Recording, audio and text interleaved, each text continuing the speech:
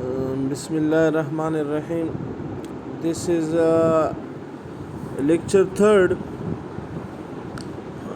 Communication. What is communication? The basic question is what is communication? So communication is the transfer of information from one place to another place. आप एक जगह से दूसरी जगह को information send करते हैं, ये आप कम्युनिकेशन अकर हो रहा है, कम्युनिकेशन हो रही है. तो इन कम्युनिकेशन सिस्टम में बीइंग इलेक्ट्रिकल इंजीनियर हम इलेक्ट्रिकल कम्युनिकेशन या इलेक्ट्रॉनिक कम्युनिकेशन सिस्टम की बात करेंगे. तो इलेक्ट्रिकल या इलेक्ट्रॉनिक कम्युनिकेशन सिस्टम में जो इन्फॉर्मेशन होती है वो ट्रेवल करती है in form of electrical signal. Normally आप एक जगह से दूसरी जगह ख़त भेज दें तो आप ये भी कम्युनिकेशन अगर हो रही है, इंफॉर्मेशन एक जगह से दूसरी जगह जा रही है. आप किसी को दूर खड़े बंदे को इशारा कर रहे हैं तो ये भी कम्युनिकेशन हो रही है. आप उसको कोई बात पहुंचा रहे हैं कि इधर आ जाओ, या कोई इशारा करके उसको बता रहे हैं, तो ये भी कम्युनिकेशन है. या हम आमने सामने बैठ के बात कर रहे हैं क्लासरूम में कहीं पे खड़े होके, तो ये भी कम्युनिकेशन है. लेकिन ये इलेक्ट्रिकल या इलेक्ट्रॉनिक कम्युनिकेशन नहीं है, क्योंकि यहाँ पे ट्रांसफ़र ऑफ इंफॉर्मेशन वो in the form of electrical signal नहीं हो रही. ठीक है जी. तो यहाँ बीइंग इलेक्ट्रिकल इंजीनियरिंग हम कम्युनिकेशन सिस्टम की जब हम बात करेंगे तो हम बात करेंगे इलेक्ट्रॉनिक कम्युनिकेशन सिस्टम की, यानी जहाँ पे जो इन्फॉर्मेशन है वो ट्रेवल करती है in the form of electrical signal.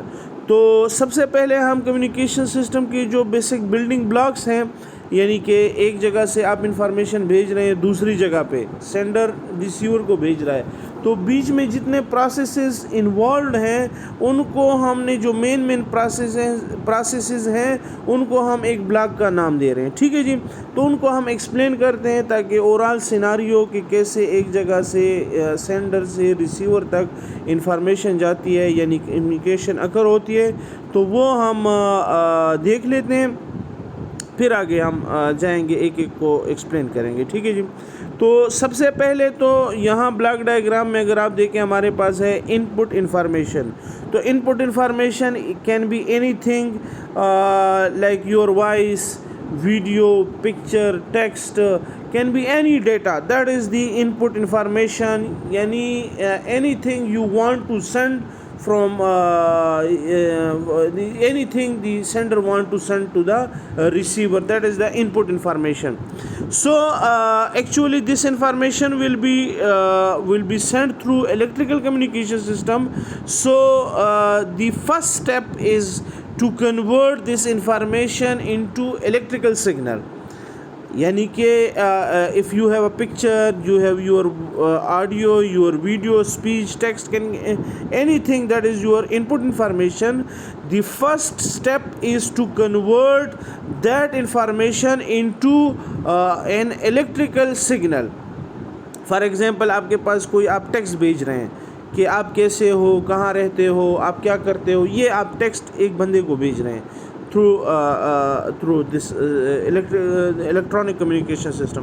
तो क्या होगा कि आप कैसे हो, क्या करते हो, कहाँ रहते हो, इसको आप इलेक्ट्रिकल सिग्नल में कन्वर्ट करेंगे. ये टेक्स्ट की फॉर्म में होगा और ये टेक्स्ट कन्वर्ट होगा इनटू इलेक्ट्रिकल सिग्नल. तो ये जो इन्फॉर्मेशन है, इनपुट इन्फॉर्मेशन, ये इलेक्ट्रिकल सिग्नल में कौन कन्वर्ट करता है? This is the job of input transducer. Input transducer convert the input information to its electrical equivalent message signal. यानी हर एक इंफॉर्मेशन का अपना इलेक्ट्रिकल सिग्नल बनेगा. तो ये इनपुट ट्रांसड्यूसर का ये काम है. अभी यहाँ पे ये इस प्लेस में आपकी इंफॉर्मेशन जो थी, जो भी आपका पिक्चर था, डेटा था, वो कन्वर्ट हो गया into electrical signal. Now this electrical signal will be sent over a medium. किसी मीडियम पे ये सेंड होगा. But before sending this electrical signal over the medium, this signal must be modified must be made suitable to be transmitted over the channel or the medium. For example मैं आपको मिसाल देता हूँ. आप you travel from your place to another city, so the medium through which you travel from your city to another city is the road. That is the road. So before traveling, what you need to do, you need to check the fuel of your vehicle. You modify you modify your traveling luggage and then do travel. So before here in the electronic communication system, this electrical signal, before transmitting this over the channel, it is first modified. There are some changes made. What are those changes? We will study later on. But there are some modification which are done to this electrical signal, and then that electrical signal is sent over the channel. And who does those modification? This transmitter is responsible for that modification. So here if you see, I have written that what transmitter do. Transmitter makes input electrical message signal suitable for efficient transmission over the channel.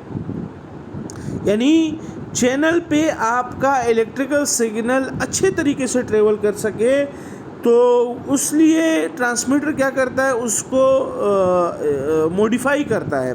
और वो modification कई तरह से हो सकती है.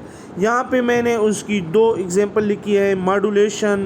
Modulate भी कर सकता है ट्रांसमीटर, मल्टीप्लेक्स कर सकता है. मल्टीपल सिग्नल्स, वो मल्टीपल यूज़र का डाटा एक साथ सिमल्टेनियसली ट्रांसमिट कर दें, इसको हम मल्टीप्लेक्सिंग कहते हैं. मॉड्यूलेशन हम आगे पढ़ेंगे मॉड्यूलेशन किसे कहते हैं.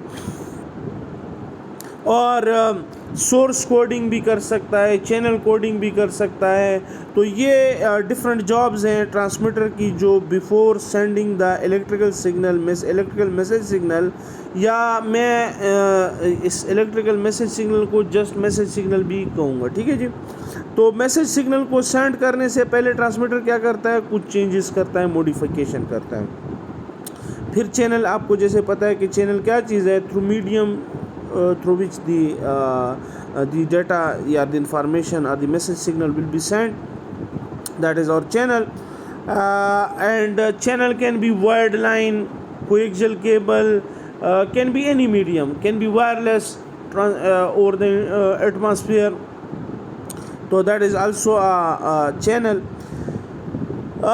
Next to the channel or below the channel, if you see here, it is a block noise and distortion. आपने नाम सुना होगा noise and distortion का. तो क्या होता है noise distortion?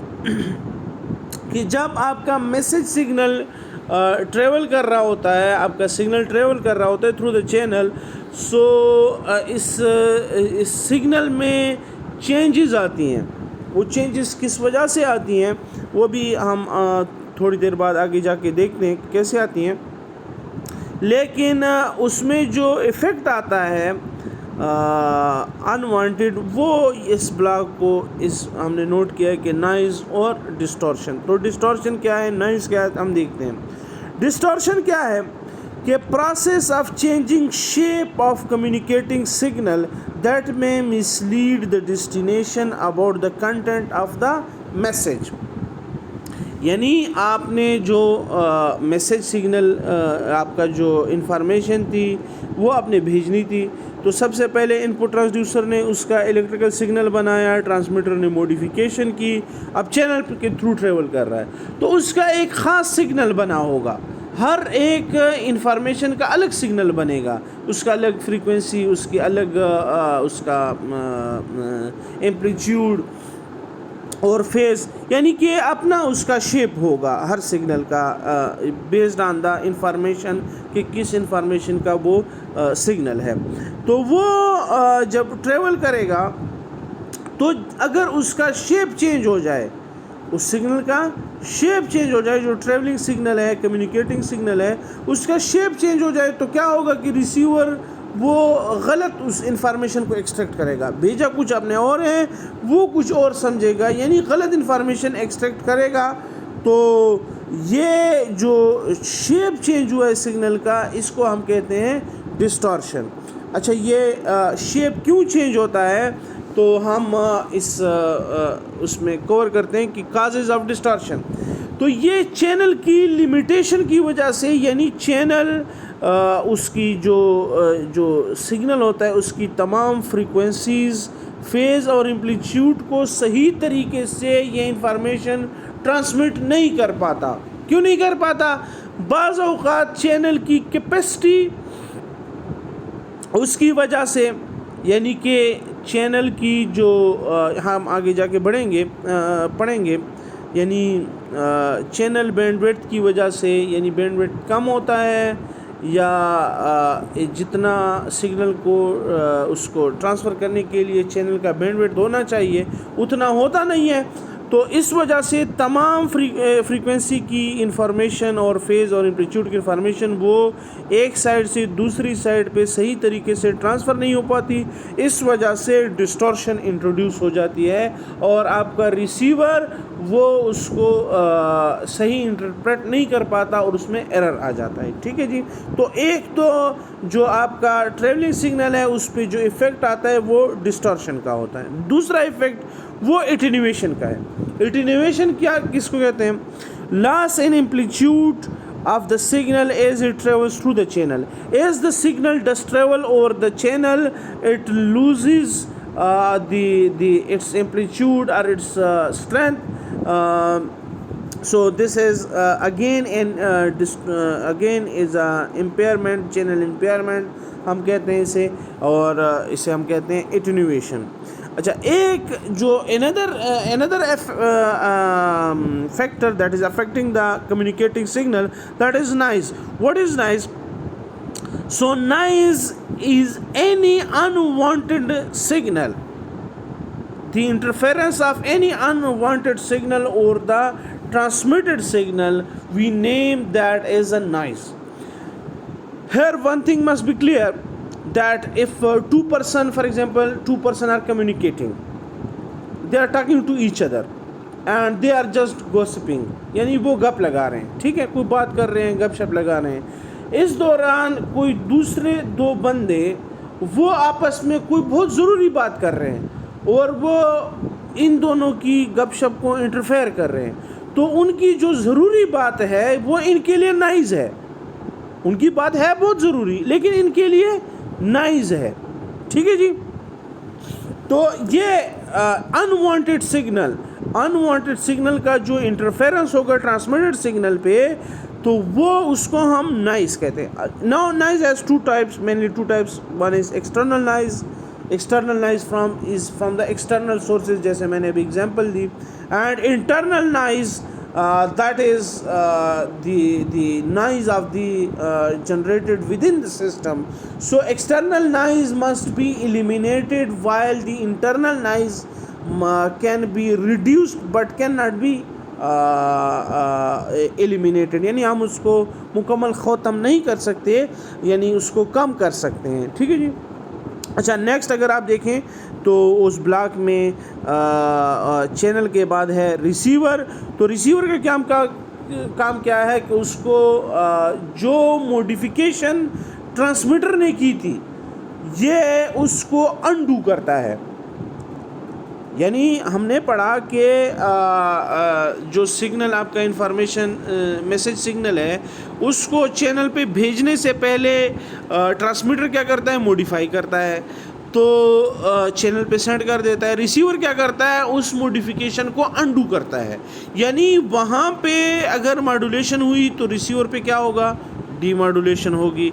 वहाँ पे मल्टीप्लेक्सिंग हुई थी, रिसीवर क्या करेगा? डीमल्टीप्लेक्सिंग करेगा। वहाँ पे जो मॉडिफिकेशन हुई होगी ये उसको अनडू करेगा। तो this is the job of the receiver receives information from the channel and extract intended electrical message from it, and the main job may be demodulation, demultiplexing, may be some other and next to the receiver is the block output transducer. Now the receiver will extract the information from the received signal, and this received signal, this extracted information will again be in the form of electrical signal. ये again electrical signal में होगी, और आगे जिस बंदे को आप भेज रहे हैं उसको तो उस शक्ल में चाहिए होगी जिसमें आपने भेजा था, यानी वॉइस, पिक्चर, टेक्स्ट, ऑडियो। तो उसको तो इलेक्ट्रिकल सिग्नल नहीं चाहिए, बल्कि उसको तो वो इंफॉर्मेशन उस शेप में चाहिए, उस फॉर्म में चाहिए जिसमें वो समझ सके। तो the job of the output transducer is to convert electrical inputs to a form of message required by the user, यानी जो वहाँ पे यूज़र होगा, रिसीवर होगा, तो उसको जिस फॉर्म में वो मैसेज चाहिए उसमें आउटपुट ट्रांसड्यूसर कन्वर्ट करेगा, यानी इलेक्ट्रिकल मैसेज सिग्नल से उठा के वो दोबारा उसमें कन्वर्ट करेगा। अच्छा, यहाँ पे एक आपको मैं मिसाल दे दूँ। फॉर एग्ज़ाम्पल मैं बोल रहा हूँ और ये रिकॉर्ड हो रहा है, तो ये मेरी आवाज़ इलेक्ट्रिकल में कौन कन्वर्ट कर रहा है? मेरी आवाज़ को इलेक्ट्रिकल सिग्नल में कन्वर्ट कर रहा है मेरा माइक। आप वहाँ पे अभी यहाँ पे थ्रू दिस जो ट्रेवल कर रहे हैं आप सुन रहे हैं, तो आप जो सुन रहे हैं तो आपको तो इलेक्ट्रिकल सिग्नल मिल रहा है आपके स्क्रीन पे, लेकिन वो आपको क्या कन्वर्ट हो रहा है? उसको वॉइस में कन्वर्ट हो रहा है। ये कौन कर रहा है? Loudspeaker. So mic is the example of input transducer, loudspeaker is the example of the output transducer. अच्छा, ये आगे कुछ रैंडम डिफिनीशंस हैं जो हमारे काम आएंगी आगे पूरे कोर्स में, तो इसको थोड़ा समझने की हम कोशिश करते हैं। First of all is the channel bandwidth. हम बात करेंगे चैनल बैंडविड्थ की। चैनल बैंडविड्थ क्या है? फॉर एग्जांपल हमने बात की रोड की। अभी road for example single road है, एक वक्त में उस पर एक गाड़ी गुजर सकती है, तो ये उसका विड्थ है कि एक गाड़ी उस पर, ये उसकी कैपेसिटी है कि ये एक गाड़ी उस पर गुजर सकती है एक वक्त पे। अच्छा, एक रोड उससे थोड़ा चौड़ा है तो दो गाड़ियाँ गुजर सकती हैं। अभी उस पर तीन एक साथ पे आप नहीं लेके जा सकते, दो जा सकती हैं, लेकिन एक गाड़ी वो बड़े अच्छे तरीके से उस पर ट्रेवल कर सकती है। क्यों? क्योंकि रोड दो गाड़ियों का है तो वो आसानी से बड़ी स्पीड से जा सकती है, बनिस्बत उसके कि अगर रोड सिंगल है और एक गाड़ी उस पर ट्रेवल कर रही है तो उस पर वो इतनी स्पीड से नहीं जा पाएगी जितनी वो डबल रोड पे जाएगी। Same is the case of the channel. Channel को आप कंसिडर करें कि ये एक रोड है, तो इस चैनल की अगर वो वायर्ड भी है, अगर वो तार है या that is a wireless channel, तो होगा क्या कि चैनल की एक कैपेसिटी होगी, चैनल की कैपेसिटी होगी जो यानी कि उतनी कैपेसिटी वो एक वक्त में लेके जा सकता है। चैनल इतनी इंफॉर्मेशन वो लेके जा सकता है। ये कौन स्पेसिफाई करता है? ये चैनल की बैंडविड्थ स्पेसिफाई करती है कि इस चैनल की कैपेसिटी क्या है। तो यहाँ हम फॉर्मल डिफिनीशन के range of frequencies that channel can carry, that channel can carry, हम कहते हैं कि इस चैनल का बैंडविड्थ क्या है? 200 किलोहर्ट्ज़। 200 किलोहर्ट्ज़, यानी अगर कोई सिग्नल उसका बैंडविड्थ होगा 100 किलोहर्ट्ज़ से कम तो वो इस चैनल पे ट्रेवल कर सकता है, लेकिन अगर सिग्नल का बैंडविड्थ 200 किलोहर्ट्ज़ से ज़्यादा होगा तो फिर क्या होगा कि वो इस चैनल पे ट्रेवल तो कर पाएगा, लेकिन वहाँ पे ट्रूथफुली सारी इन्फॉर्मेशन उस सिग्नल की नहीं पहुँच पाएगी, क्योंकि कुछ सिग्नल की कुछ फ्रीक्वेंसियाँ तो उस पर ट्रेवल कर पाएंगी, कुछ को चैनल स्टॉप कर लेगा। ठीक है, उसको हम कहते हैं channel the filtering effect of the channel, कि उसने कुछ फ्रीक्वेंसीज को फिल्टर आउट कर दिया, वो जाने नहीं दिया। ठीक है।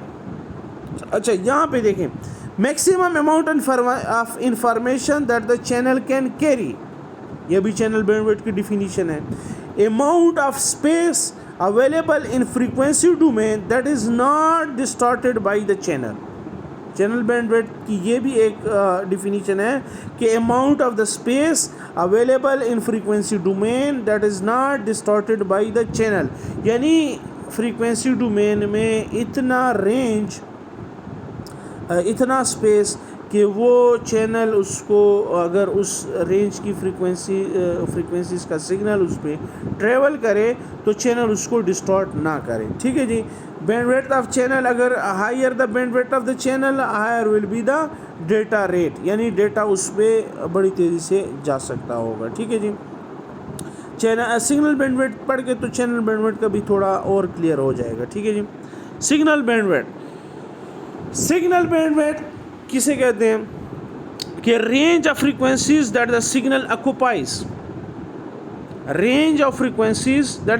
ऑक्युपाइज, हमने इसमें फोरियर सीरीज़ में और फोरियर ट्रांसफॉर्म में देखा कि सिग्नल का एक होता है टाइम डोमेन, एक होता है उसका फ्रीक्वेंसी डोमेन। टाइम डोमेन में हमें इंफॉर्मेशन मिल रही होती है उसकी फ्रीक्वेंसीज़ और टाइम का एम्पलीट्यूड और टाइम का एक्सेस बन रहा होता है। यहाँ पे फ्रीक्वेंसी डोमेन में उसकी फ्रीक्वेंसीज़ और उसके एम्पलीट्यूड का उसका ग्राफ बन रहा होता है कि इसमें कौन कौन सी फ्रीक्वेंसीज़ हैं।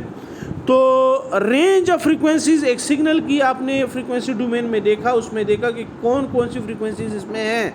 तो ये जो रेंज होगी, यानी फॉर एग्जांपल 0 हर्ट्ज़ से लेकर 500 हर्ट्ज़ तक है, तो इसकी रेंज कितनी है? ये 500 हर्ट्ज़ तक ये सिग्नल इस सिग्नल में ये फ्रीक्वेंसीज़ हैं, तो इसका बैंडविड्थ क्या हुआ?